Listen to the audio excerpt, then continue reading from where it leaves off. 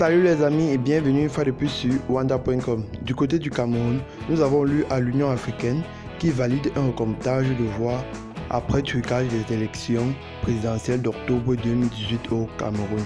Pour plus de détails à ce propos, c'est parti après le générique. Bon visionnage.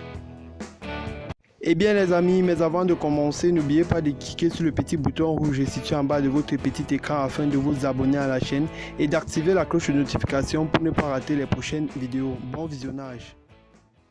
L'Union africaine, dans sa communication 718-19, Maurice Kamto et Mouvement pour la renaissance du Cameroun contre République du Cameroun adopté par la Commission africaine des droits de l'homme et des peuples lors de la 64e session ordinaire du 24 avril au 14 mai 2019 à Sharm el-Sheikh, République arabe d'Égypte, reconnaît la violation prima facie de la charte africaine à l'occasion de la dernière élection présidentielle camerounaise d'octobre 2018, ainsi qu'à l'occasion du contentieux post-électoral conduit par le Conseil constitutionnel du Cameroun à la suite de ces élections truquées et en violation des engagements du Cameroun en cette matière.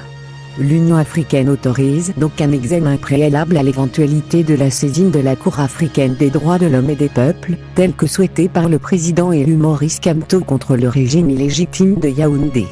Après des violations répétées du droit et d'innombrables dénis de justice démontrés par la justice camerounaise à l'encontre du président élu Maurice Kamto, de sa coalition gagnante, du MRC et des centaines de prisonniers politiques du fait de leur engagement dans la résistance nationale pacifique, l'instance panafricaine vient ainsi d'amorcer la restauration du bon droit et de la justice au président élu Maurice Kamto. Un cap déterminant vient donc ainsi d'être franchi en démontrant plus que jamais le bien fondé, la justesse et la noblesse de la cause défendue par le plan national de résistance du président élu Maurice Kamto, de la coalition gagnante autour de lui et du MRC. Plan s'opposant pacifiquement au vol du électoral, à la guerre au nord-ouest et au sud-ouest, ainsi qu'au détournement des fonds publics sous couvert la prétendue organisation de l'ACAN 2019. Plan instaurant par ailleurs le 1er juin et le 8 juin comme journées historiques pour la résistance nationale pacifique.